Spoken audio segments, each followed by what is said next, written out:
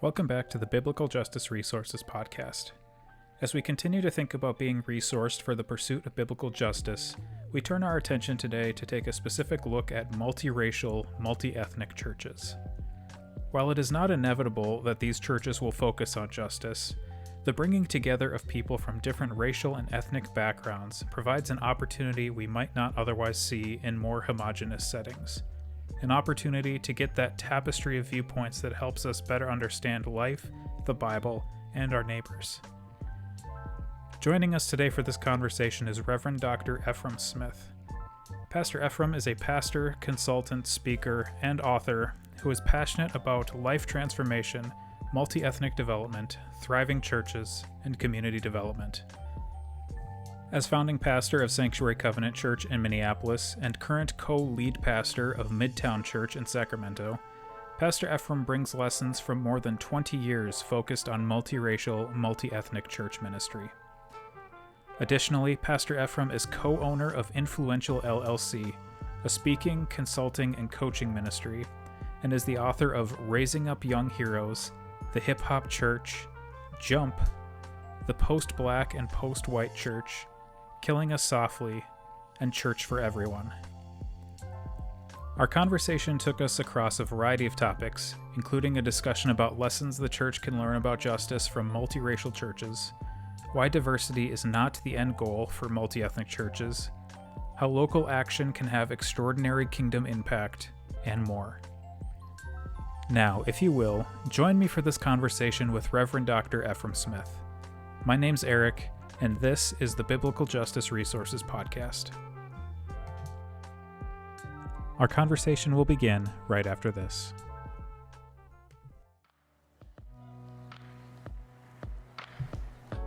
The Biblical Justice Resources podcast is supported by listeners like you at patreon.com/biblicaljusticeresources. If you're interested in supporting the podcast and helping to resource individuals and the church for the pursuit of biblical justice, please consider giving today at patreon.com/biblicaljusticeresources. Again, visit patreon.com/biblicaljusticeresources to help support the podcast. Now on with the show.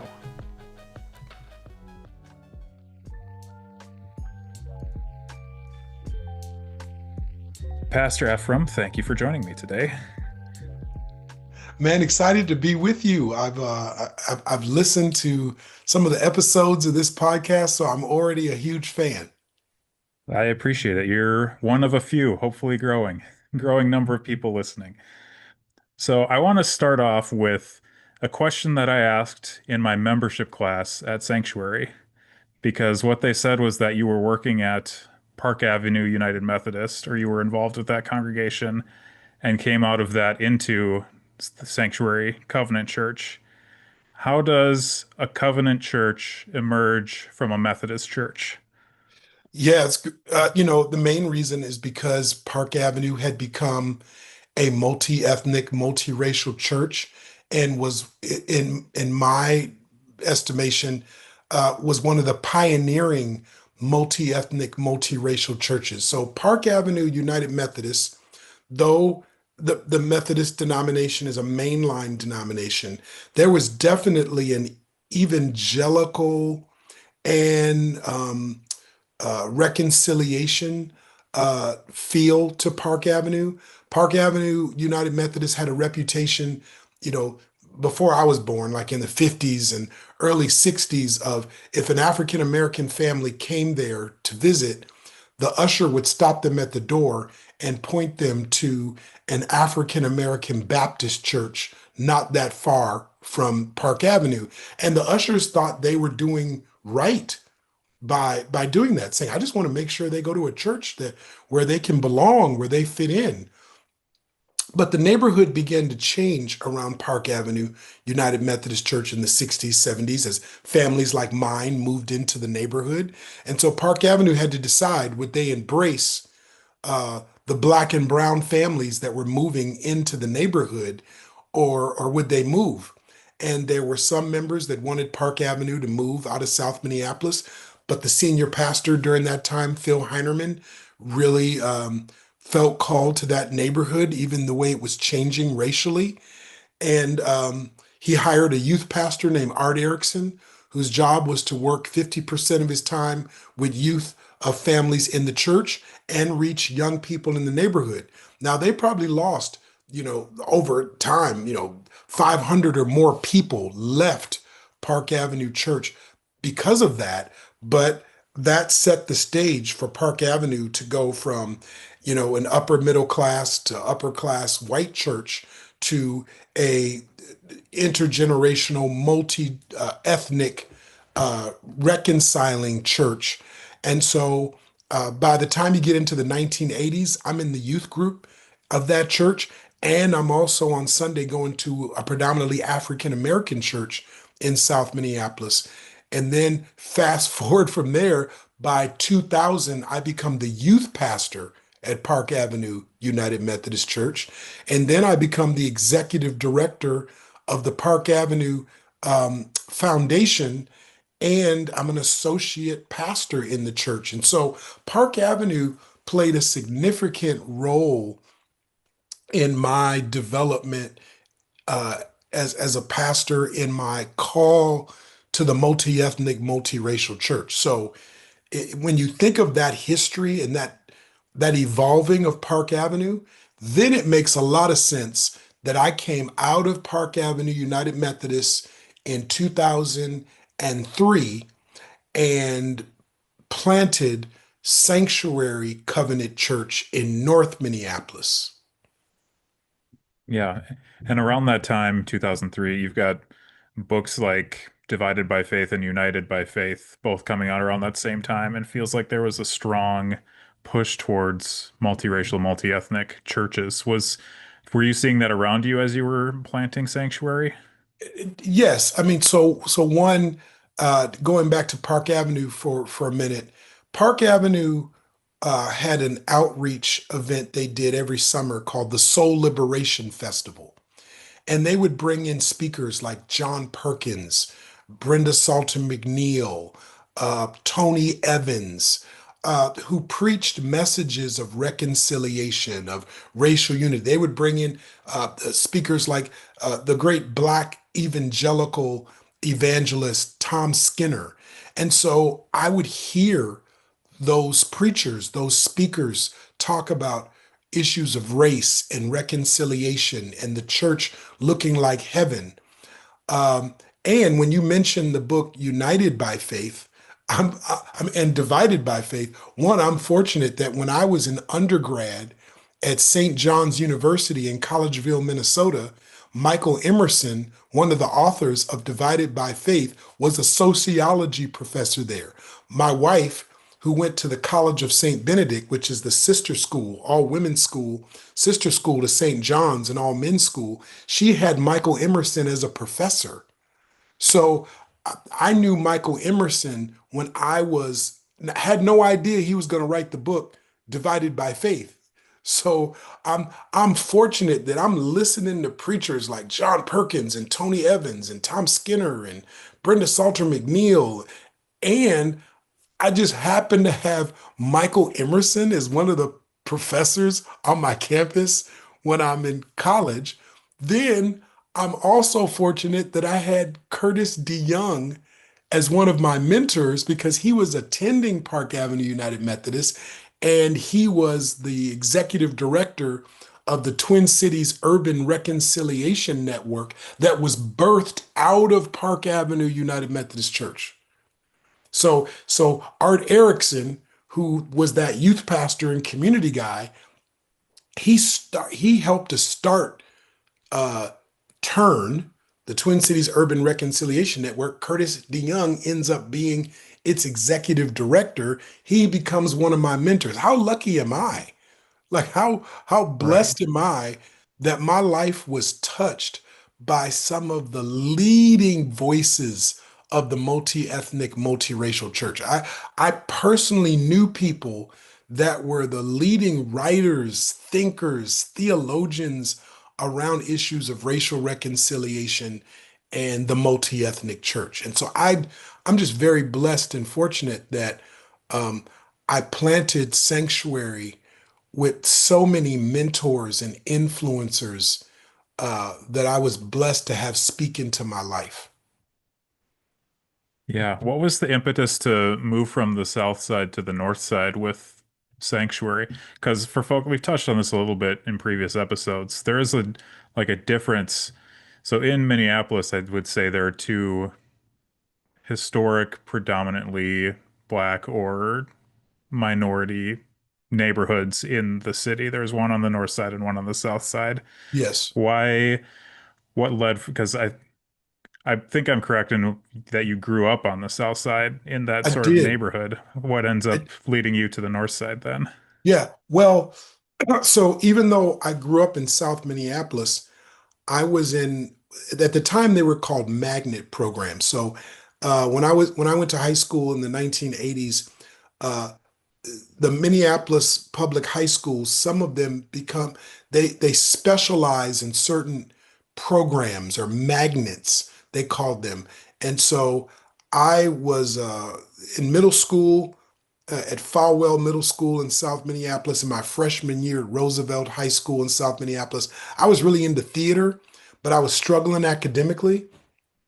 So my counselor thought that it might be good for me to transfer to North High School because they had what was called the Visual and Performing Arts Magnet. If you remember, you might be too young for that. There used to be this movie in the 70s called Fame, and there was a TV show that was about an art school in New York. But anyway, North had this program where in the morning I went to class with everybody else, but then in the afternoon I was in these specialized classes in dance and music and theater and communications. And so, because of this counselor who thought that would help my grades, my parents agreed to let me transfer to Minneapolis North. So I grew up in South Minneapolis, but I graduated from North High School in 1988. So I had that connection to North Minneapolis. My wife, Danisha, born and raised in North Minneapolis, like third generation, like Black North Minneapolis. So I meet her in high school. She's from North Minneapolis. I make a bunch of friends from North Minneapolis. So North Minneapolis wasn't foreign to me. I knew that part of town. Matter of fact, um, when before I was at Park Avenue, I was on staff with Fellowship of Christian Athletes. I lived in North Minneapolis, and I'm the former boys varsity and former girls varsity basketball coach. At the time, it was called Minneapolis Patrick Henry. Now it's called Yeah. Camden High School. So I had all that going for me. I was, even when I was at Park Avenue on staff, I was the head girls basketball coach at Minneapolis Patrick Henry. So I had that experience, but two, uh, I didn't I didn't want Park Avenue to feel like I was splitting the church when I left to plant. So basically, I sat down with the senior pastor at the time, Mark Horst, who was, he didn't want me to leave Park Avenue. He really wanted me to stay there, and um, rightly so. When somebody, I was preaching a lot at Park Avenue at the time, so he probably had concern that if I planted in South Minneapolis, would a number of people leave Park Avenue? So he said, look, I will bless you. I can bless you to go plant sanctuary, but like two things. He said, would you consider North Minneapolis? And I was like, yes, I would, because there's really no multiracial, multi-ethnic church in North Minneapolis right now. So yes, I would do that. And then second, he said, look, I'm going to give you a fishing license. And what that meant is I'm going to tell you how many people you can talk to about going with you. So I think the fishing license was like 30 people could go with me. But I think at the end of the day, like only like 15 people came, which was fine. I mean, I didn't want to split Park Avenue. I didn't want, I wanted to plant, I thought that Minneapolis still had room for more than just one or two or three multiracial, multi-ethnic churches. And there really wasn't, that I knew of at the time, a larger multiracial, multi-ethnic church in North Minneapolis. So I was fine with going to North Minneapolis. And we started at the school where I was coaching basketball. So uh, Sanctuary Church started again, at the time it was called Patrick Henry, now called Camden. We started the church in the auditorium of that high school. Interesting. I was just earlier this year, I had a community ed class at Patrick Hen or at Camden now. So when I was in high school, I went to Park Center, and Oh yeah, Patrick Henry yeah, was still Patrick Henry. So in my head, Camden is a recent development. So yeah, I yeah. think, like And you, that's still in my probably head. when you were at Park Avenue, Henry might have still had some strong basketball teams at the time. I don't know. I mean, we were uh, the I was the boys coach, and we went to the state championship in 1998. We lost to St. Thomas Academy, and then I stepped away because I for a year and a half I became a youth pastor at a church in Ohio, and so I stepped away from coaching basketball. And Larry McKenzie, the guy was my assistant. He took over. He won like 4 state championships in a row.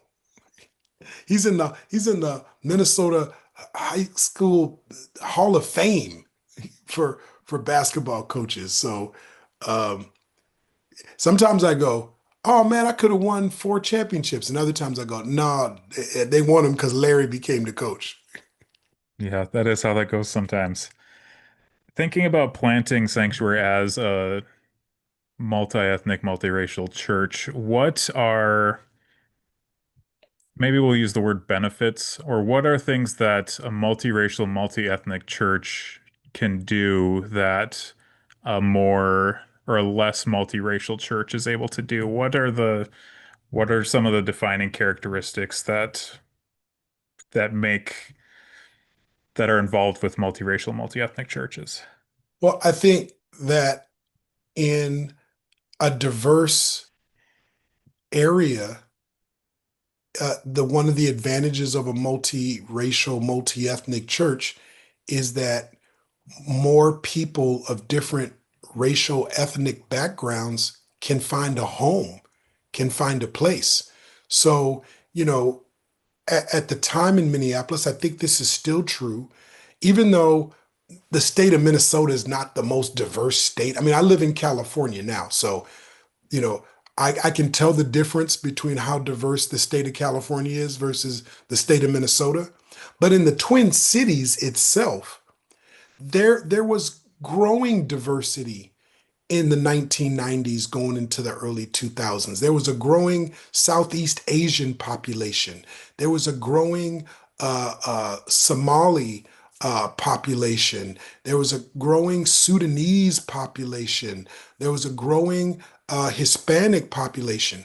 Also, there was growth in terms of like multiracial families, like interracial marriages, multiracial families. So if your family's multiracial and you're looking for a church where everybody in your family can feel at home, feel place, well, a multiracial, multicultural church will do that. If you want your church to be as diverse as the school you go to, you want it as diverse as the place where you work, you want it as diverse as the neighborhood you live in. Well, a multiracial church can provide that. And so the advantage of a multiracial church is that um, if it mirrors the ethnic racial diversity of the city it's in or community it's in, then the people that live in that community that desire that diversity, not just in where they live, work, and go to school, but where they worship, the multiracial, multi-ethnic church can provide that. It it's an advantage that the homogeneous church doesn't have. And then going to something that we talked about a couple weeks ago on our call, you mentioned that one of the differences today in terms of where a multiracial, multi-ethnic church, maybe with a goal of where it ends up, is that becoming a justice-oriented church is not just about achieving diversity. Was that more of an impetus behind multiracial churches 20 years ago? And what does it look like now? How does a church become more justice oriented? I think it's the way in which you enter into the call of the multi-ethnic church. So for me, as I stated earlier, I was impacted, I was mentored by, I was influenced by people like Dr. Curtis DeYoung, Dr. John Perkins. So if you read Dr. John Perkins, his most notable book is a book called With Justice for All. So think about that. It's his book on reconciliation, but reconciliation is not even in the title of the book.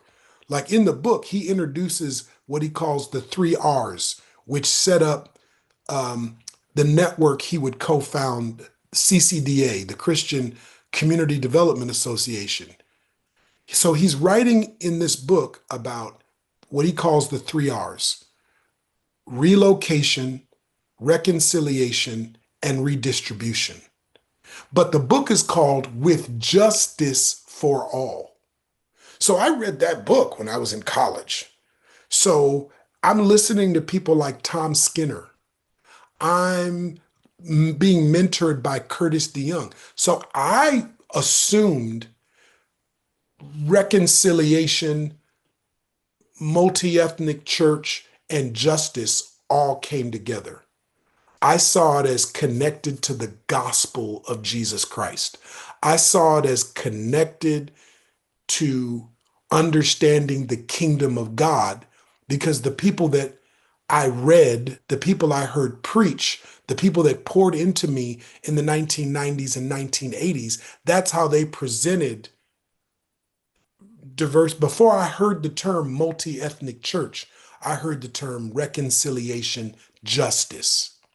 There are other people, though, for instance, that come into the multiracial, multi-ethnic church from a different lane. Like, for instance, Promise Keepers. So in the late 1980s, 1990s, going into the early 2000s, Promise Keepers was a big thing. And they talked about racial reconciliation too, but they didn't talk a lot about justice. They were talking more about like, and it's no disrespect to that. I'm not putting it down, but I'm saying it was more about, can we have harmony?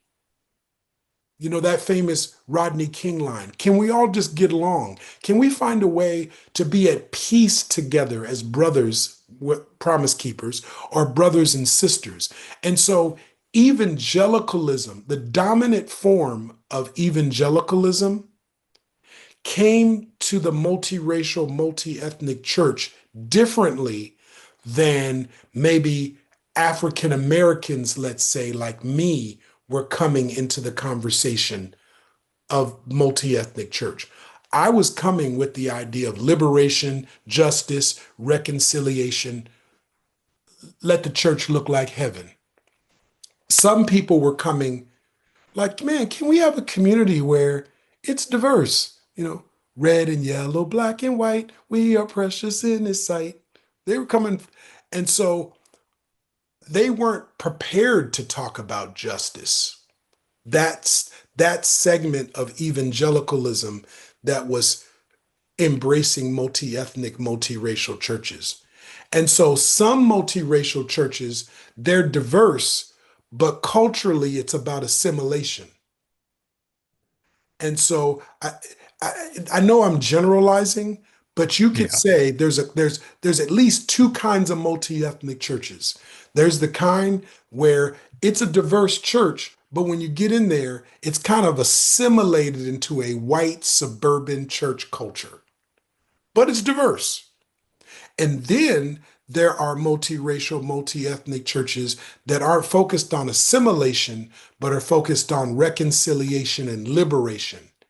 And they have a deeper biblical justice orientation, which is why in 2020, when we had the triune storm of COVID, the death of George Floyd, Breonna Taylor, etc., and a very polarized presidential election, there were black and brown people that left multiracial churches pastored by white pastors that didn't have the intercultural skills to bring reconciliation and biblical justice into the fabric of their multi-ethnic churches.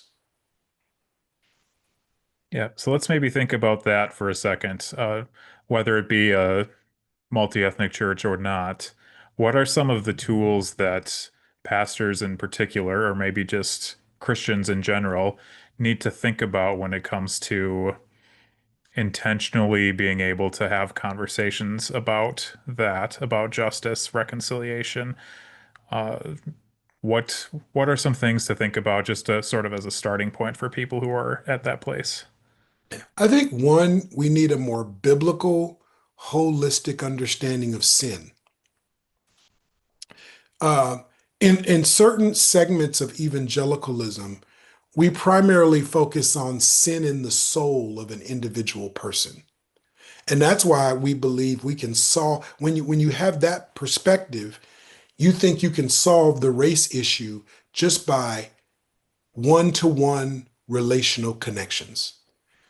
If I'm a black guy and I just build a relationship with a white guy and we become friends, we can chip away at racism.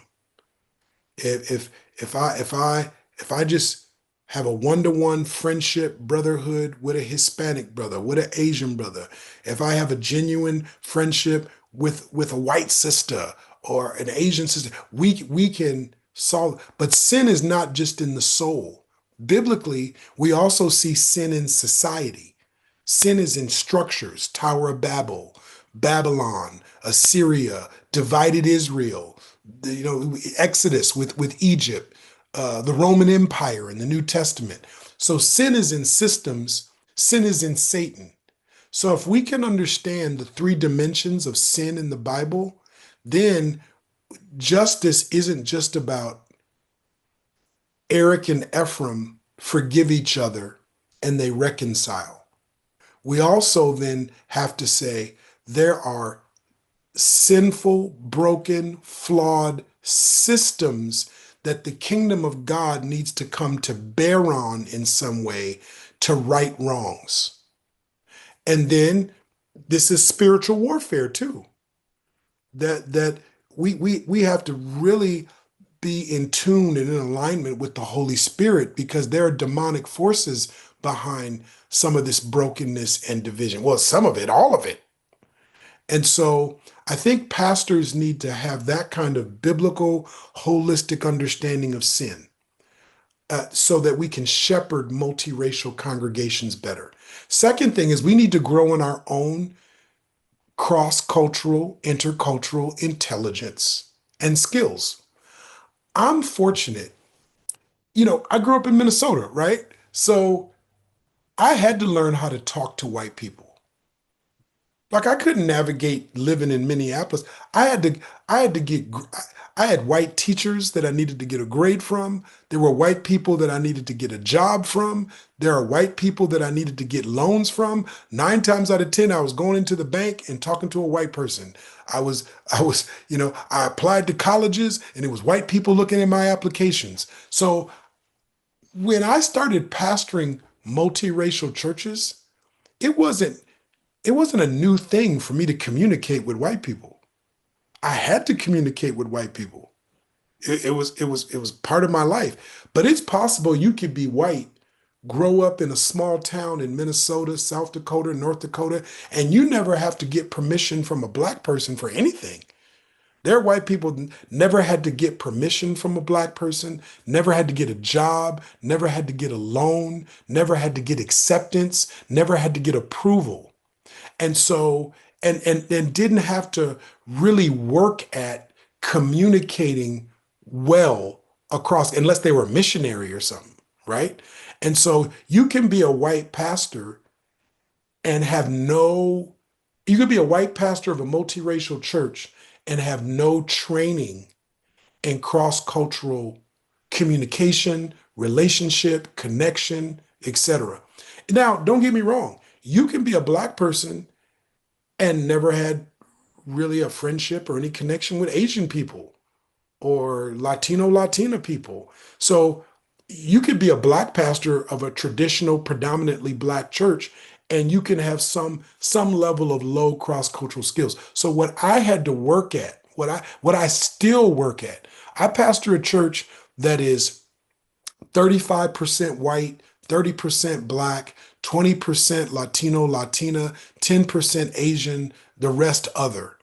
We have a growing Filipino population in our church. We have a growing Nigerian population in our church. I have to work constantly at growing my intercultural, cross-cultural skills and competencies. I just can't assume, well, everybody speaks like I do. Everybody sees the world like me. And I have to say, sometimes the white church assumes that the way they live their life and see the world and see things and communicate things is just the universal way in which everybody sees it. So then when they get into a conversation with people of color and realize they don't feel the exact same way, they didn't vote the way they did, they don't see the world the way they did, they don't vacation the way they do, they don't like the same foods they like, they're like, oh, I didn't even realize that. I didn't even know. But then there's brothers like you, Eric, who work at your cross-cultural development. You purposely immerse yourself in a multiracial church. You purposely like I I mean, I can see you because we're recording this, but like you have I can see diverse books on the bookshelf behind you. And that's what I would say to pastors of multiracial churches or people that desire to pastor a healthy multiracial church is you need to constantly work on your development. Yeah. And I also have Curtis DeYoung to thank for some of that too. That's right. You did the reconciliation program at Bethel, right? Yes. So right at the end of his tenure at Bethel is when I was in there. But what you're mentioning there, as specifically with the demographic breakdown of the church you're at, is remarkably similar to Park Center when I was in high school. Mhm. But at the same time, I've realized upon reflection, I was in like high performance, the couple AP classes that were there. It was a very different demographic in those classes compared to the rest of the school. And it's one of those, coming back to the point about diversity not being sufficient, is that I went through a school that had that level of diversity, but was still in a space where I wasn't interacting that way. And so Yes. it took going like having encounters at Bethel, which, let me work this out here for a second. Bethel is a much less diverse place than the high school I went to. And even though I didn't have necessarily as much intercultural interaction in high school, I could tell. And so getting into the reconciliation program, I think started pushing me into you need to have more of an intentional interaction here. You need to have more of an intentional when it comes to either books on the shelf, people you're talking to, churches you're going to. Like the intention is necessary. It doesn't just happen. So that's what's like processing through my mind as we're talking here. Is there uh, we've probably talked some about this already, but what specifically does the church not just have to offer, but why is the church the place where a lot of the foundation in terms of approaching and interacting with justice need to start? Why does it come? Why is the church so necessary in this? Well, one, because it's biblical. I mean, if you believe in the authority and centrality of Scripture, then you can't navigate Scripture well and not see the multiple calls to justice and righteousness. Like God is a righteous God, God is a just God. God, in making covenant with initially a Jewish people, a Hebrew people, what would become the nation of Israel, he calls them to be different from other earthly nations when it comes to their relationship with the poor, the orphan, the needy, those that are dealing with issues of injustice. And so uh, there's like so many scriptures where God is saying, this is how you're going to be different. I brought you out of slavery in Egypt. You were oppressed. You were a suffering people. You were a people that you were experiencing injustice.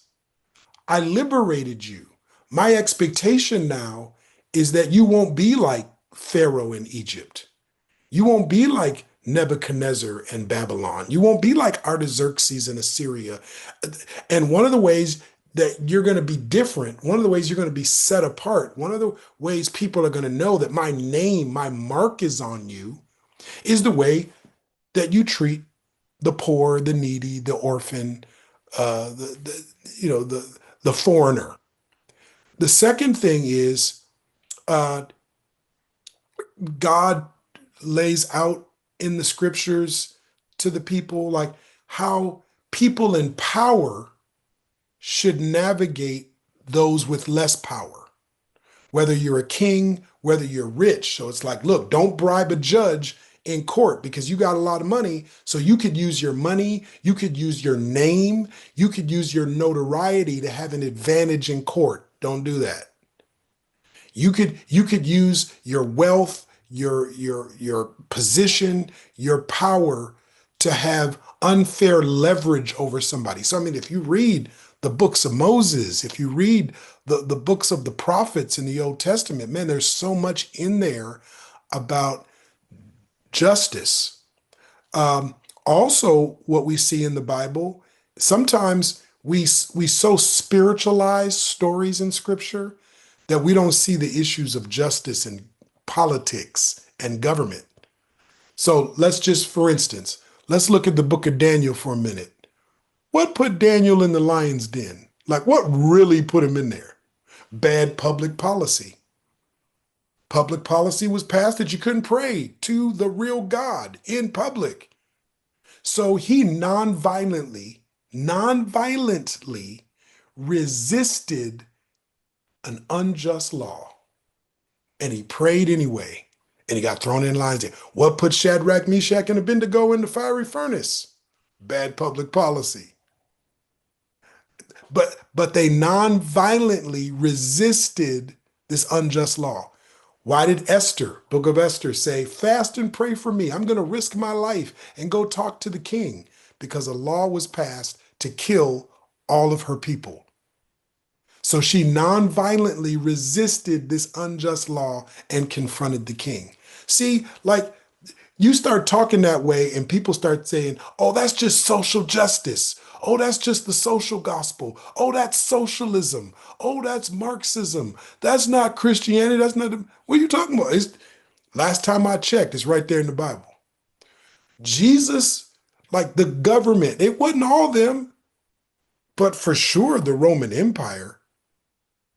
I mean, it's anti-Semitic when you just blame the death of Jesus on Jewish people. If you just say, oh, the Jews killed him. I mean, the Pharisees and the Sadducees, some Jewish leaders did play a role. And whoever those people that were going, give us Barabbas, like they played a role too. But so did Pontius Pilate. So did Herod. So did the government powers of Rome. And so the Bible keeps just shouting to us that we are to be a just people in covenant relationship to a just God in an unjust world until such time as Jesus returns and makes everything right. Yeah. So what does that look like now for Christians? Because Yeah. whoever's listening now can have their own opinions about what's happening at a public policy level, local, state, federal right now.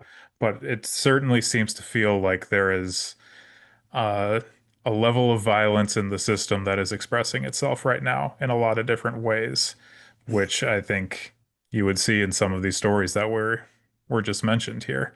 So Well, how do we let me take that and start apply? let me start with a less controversial topic. Sure. And then we can always move to something a little heavier. So, if biblical justice is truly about bringing the love of God, the truth of God, the, the power of God, the transformative power of God to the vulnerable, to the least of these, to the disinherited, at least look at the community where your church is and begin there. So when I was pastoring Sanctuary, Sanctuary still does this today. Where we started was we looked at under-resourced public schools in our community, and we started tutoring programs. We did school supply drives. We tried to help strengthen and encourage teachers because we found out through some data through the Children's Defense Fund and through a book called The New Jim Crow that one of the ways that the prison industry can prepare for future inmates is they can basically just look at the third through fifth grade reading and math scores of kids in under-resourced urban public schools. Because kids that are not at grade level in math and reading between the third and fifth grade are more likely to be incarcerated. But kids that are at grade level in math and reading between the third and fifth grade in those same schools are more likely to go to college. So adopt an under-resourced. We do that at the church I pastor now, Midtown Church in Sacramento. We have adopted Leah Tata Floyd Elementary School. We run summer school programs there. We've run tutoring programs there. We've done school supply drives. We've raised money to send kids on field trips when there were budget cuts that impacted that school. The majority of kids that come from that school come from a housing project right across the street. We've done Christmas gift programs for families in those projects. So we that is a form of the church loving mercy, being humble, doing justice. I probably got the order wrong from Micah 6:8 there, but you get what I was trying to do. That's our way of trying to live out Matthew 25, starting at verse 31. We partner with Sacramento State University and provide therapy and counseling to families that don't have health care coverage or the resources to get mental health services or therapy or counseling. We have uh, ministries that go into the juvenile detention center. So I would say to the church, look at your surrounding community. Where can you bring the love of God, the justice of God to the least of these in your own neighborhood, in your own community? Now, to the more controversial issues, yes, we really have to think less partisan and more biblically about the immigrant, the incarcerated, the sick, um, the orphaned, the trafficked. We, we have to think more biblically about that. I didn't say don't think politically because the Bible is political to a degree. So for people that say, stop talking politics, let's talk Bible. Well, unless you're going to take Exodus out and Isaiah out and the Gospels out, even the book of Revelation is using government, nation, political metaphors to talk about the end times and the return of Jesus. So I didn't say don't think politically. I said, we got to think less partisan. We got to stop thinking, we got to be less Republican Democrat centered because there's parts of the Democratic platform that seems to align with the Bible. And then there's a chunk of it that don't. And then there's a part of the Republican platform that seems to align with the Bible. And then there's a chunk of it that's antithetical to the Bible. And I could say the same thing about the Green Party, the Libertarian Party, etc. So now I understand if you're a Christian and you just feel like, hey, I, I'm a Republican or a Democrat because I want to participate in the entirety of the democratic process. I understand because I'm registered independent. So the problem with that is I can't participate in primaries, but I can vote. At the end of the day, I still vote, but I can't, I don't get a say in who the Democrat or Republican candidate is for mayor or because I can't caucus. So I'm at a disadvantage by being registered independent. But because I'm a pastor of a multiracial, multicultural church, for me, I felt that was the best position for me to shepherd a church where I know there's Democrats and Republicans in it. And I can't align myself with either of those groups because I need to pastor them both. So that Right. was way long answer than what you were looking for, though. Well, that's good though, because I think it's important to note the definition of political, and that's how we choose to order our society. And Yes. so when we say if someone, I was just in a church recently where the pastor said, "I'm not a political pastor," and I was like, "I think your congregation would really like for you to be a political pastor, in terms of how you want to help society be ordered." So Yeah. that Yeah. is where I I think think, yeah, Christians need a biblically rooted political theology. yeah, So I feel like it's our job as pastors to provide that to them. The key is, like I said, you can have a political theology without being partisan. yeah. And then to the point of finding things to do in the neighborhoods where your church is, I think we can get stuck on these bigger federal sized issues without realizing how much impact we have locally and how much so much of that stuff flows upwards. Sometimes it feels to me like what's happening at a federal level is behind where what is happening at a local level is. And I think a lot of that then, once you start doing that in your own community, that inspires the people around you and like spreads outwards and upwards in that sort of a path. Yeah. Yeah, it's I think it's way more effective. I'm not saying to not pay attention at all to what's going on nationally, but I think especially for the local church, it is more important to be connected to who's on your school board in your community, who's your city council person, who's your county sheriff, where are the resources flowing in your county, where are the resources flowing in your city, um, what what are the ordinances? What are the policies that are impacting a 5 to 8 block radius of your church? You should be more in tune with that. Yeah. So we're approaching the end of our time here. So I want to get to a couple of questions that uh, are maybe a little more pet questions of my own than where we've Sure. been so far. But one of the things I've been thinking about here with anticipating talking to you coming up is just sort of Minneapolis as a city in terms of when we think about justice, where Minneapolis is at. Because we've had, I would say, pretty intense things happen in Minneapolis or in the Minneapolis area. We think of Philando Castile, we think of George Floyd, we think of the assassination of Melissa Hortman and her husband, Mark, within the last couple of weeks. So I don't think it's fair to say that we in Minneapolis have more things than have happened elsewhere, but it does seem things that happen here are very intense. And I wonder if you have any thoughts about what about Minneapolis where we have these things happen, but then you also talk about the people who have come out of Minneapolis or who are associated with Minneapolis who are so focused on reconciliation and justice.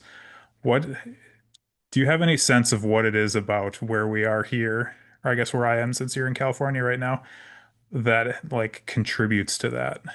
Sure. I think the reason why, well, first of all those examples that you mentioned uh, are very tragic, very sad.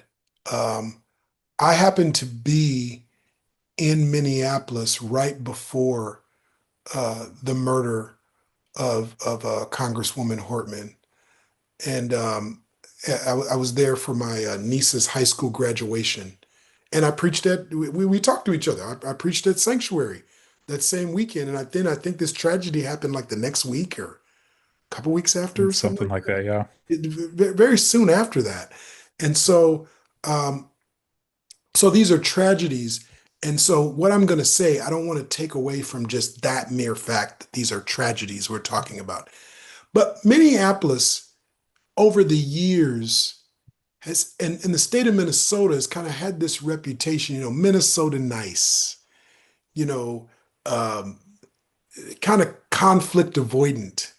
And so with some of the tragedies that have taken place in the last 8 years or so in the Twin Cities, they're hard to digest, not just because they're tragic, but because you don't expect that. I mean, like, Right. unfortunately, there's some cities, whether it's Los Angeles or Chicago or New York, like something tragic happens, but they go, "Oh yeah, that was New York. Oh yeah, that's Detroit. Oh yeah, that's Chicago." And so when things like that happen in the Twin Cities, specifically in Minneapolis, it's just it's just a different level of shock and hurt and pain because the city for so many years, not that the Twin Cities hasn't had problems, but it's just been perceived as, the place where we work things out, the place where we find solutions, the place where we treat people well and we say thank you and we're hospitable to one another. And, you're finding that Minneapolis's problem is America's problem, and America's problem is Minneapolis's problem. And it's sad, but there's no city, no state right now that can isolate itself from how deeply polarized we are politically, but also the fact that our language is so violent right now. Our politics is so violent, like the things that politicians say to one another. And this is why I get so shocked when Christians align themselves so closely. And of course, we tend to want to pick on one because there's one that evangelicals tend to state is the party of Jesus, is like the God's party out of the two of them. There's a segment of evangelicals that they're just full throated. This is the party of God.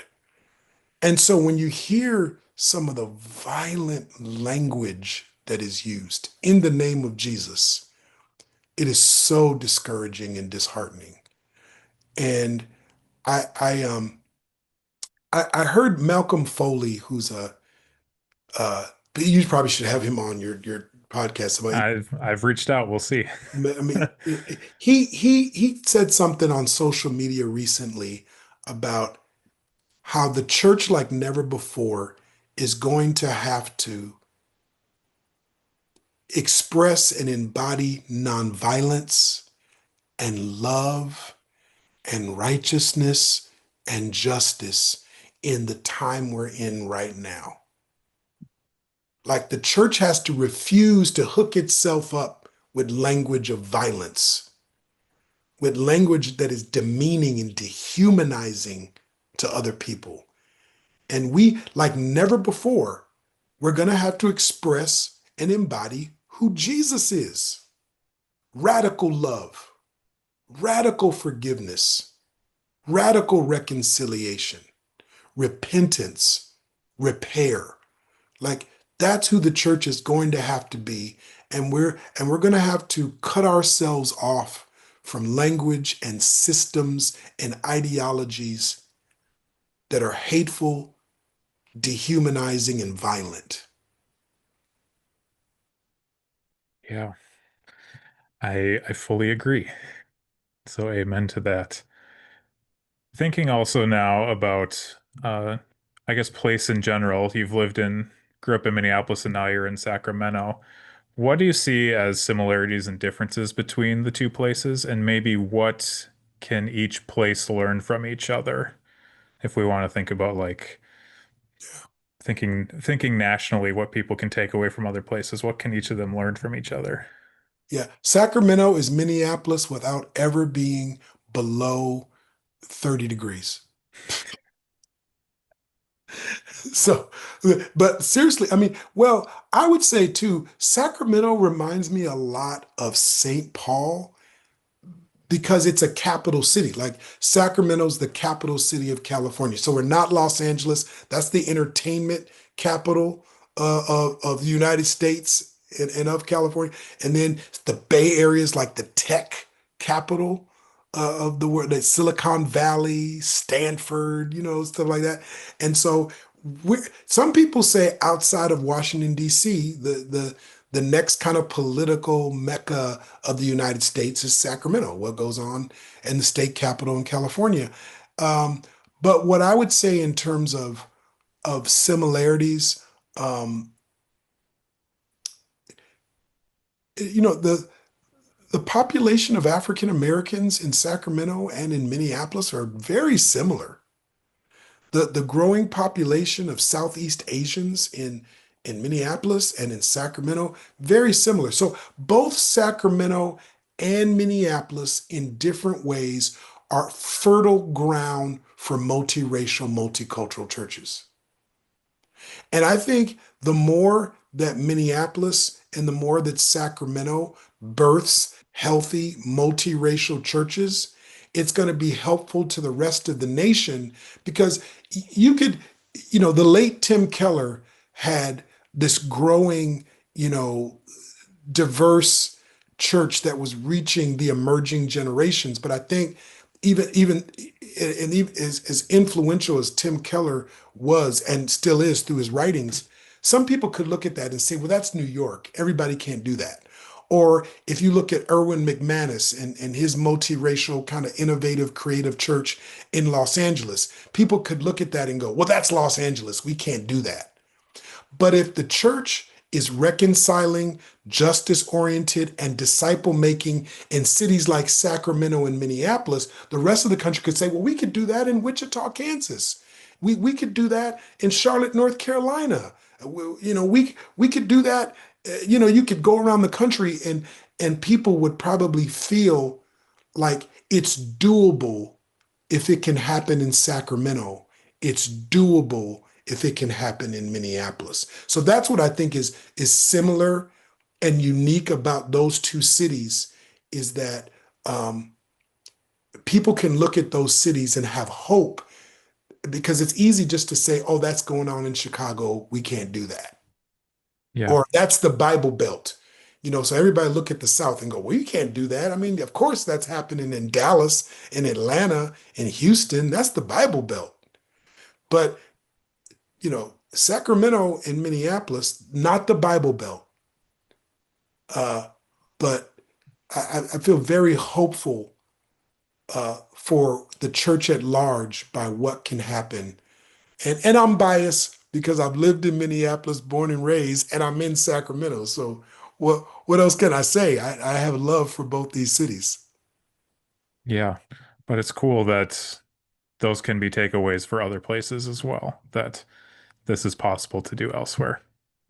I think my last question for you here is about, I guess, at a denomination level, thinking about being inside of the Covenant Church. Because from my not necessarily as insidery of a perspective, it seems like the Covenant Church is of other primarily white denominations trying to focus on justice. There are different initiatives. It's not quote unquote there yet. I've heard enough stories to know that, but it also seems like there is quite a intentional focus on trying to and trying to think about justice and trying to integrate that into churches. Is that an accurate take? And what are your thoughts on the covenant denomination in general? And then maybe to add even another question on top of that, what other denominations can think of looking at the covenant church? Yes, you know, the fact that the Evangelical Covenant Church became an egalitarian denomination in 1976. So next year, the denomination will celebrate 50 years since the decision to affirm the call of women at all levels of pastoral service. So that is somewhat unique for evangelical denominations. The commitment from the 1980s forward to wrestle with the issues of race, to affirm the development of ethnic specific um, affinity groups like the African American Ministers Association or the Latina Ministers Association and so forth, uh, to pass resolutions such as repudiating the doctrine of discovery, which that passed, I think, 3 years ago in the denomination. Um, to have our first woman president in Tammy Swanson Draheim, to have a department within the denomination called Love, Mercy, Do Justice, to have journeys where pastors can get on a bus in Atlanta and retrace the civil rights movement and learn about the issues of race and wrestle with the issue of race today. And so, you know, the commitment to planting multi-ethnic churches. So there's so many things, even though you're right in saying we still have a long ways to go. There's still so many things we could do better, so many things that we could get right. Um, because unfortunately, not all the churches in our denomination have gotten behind the egalitarian theology and cultural motif of affirming women at all levels of pastoral leadership. Not every church in the denomination is ready to be pastored by a person of color, and and so not we all of us collectively haven't really jumped in biblically in this moment where so many of our Latina brothers and sisters are in fear of what's going on politically in the nation right now. So there's a lot of things that we could do better in the covenant, but I'll tell you this: if someone would ask me, "Am I evangelical?" I would say, "Well, the Evangelical Covenant Church has been the one place that has helped me hold on to the fact that I is politically charged as the word evangelical has become, and it's so unfortunate. Um, I'm simultaneously a product of the Black church and the evangelical church, the Evangelical Covenant Church. So I consider myself a liberation pietist, and because I'm a product of the liberation theology of the Black church and the pietism of the Covenant Church. Um, but if it wasn't for the ECC, I don't know if I would feel like I had a place in evangelicalism. Yeah, there's a there's a piece of that that's really good and a piece of that that's really unfortunate, but I'm glad there is a place that that is trying to be that sort of a place. Yeah. And I think, I mean, in different ways, there are other denominations that are finding their place. I mean, I think of Converge, which is That's the home denomination of your alma mater, Bethel University and Bethel Seminary. Uh, and they have their first African American president in the history. I Yep. think that denomination was called the General Baptist or something like that before they became Baptist General Conference. Yeah. Baptist General Conference before. So, I mean, there was a time when you would say Baptist General Conference, and all I knew was Greg Boyd and John Piper. I didn't know nobody else. That was just the first two names that came to my head. I was like, and I remember like that's not this episode, but I was thinking Piper Boyd debates back in the day. Those used to be like that was like the Green Bay Packers playing the Minnesota Vikings. Wow. But but anyway, to see where Converge has come in terms of their diversity, it gives me hope. Um, but I'm biased because I just think um, I co-pastor with a woman, Susie Gomez, and so um, I have been mentored by women pastors, Brenda Salter McNeil, Debbie Blue.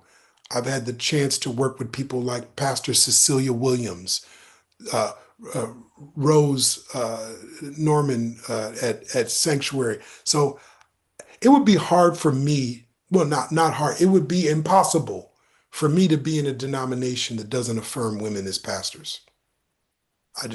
And so I still think that there are far too many places in evangelicalism that I wish would prayerfully reconsider their position on that. Yeah. And being married to someone who's trying to be a youth pastor, looking for a job there, I have similar feelings at the moment too. So I appreciate that as well. Well, Pastor Efrem, this has been a great conversation. I've really enjoyed this. Thank you so much for joining me here today. Thank you. As an honor for me. Thank you for listening to the Biblical Justice Resources Podcast. This podcast is hosted, produced, and edited by Eric Beck.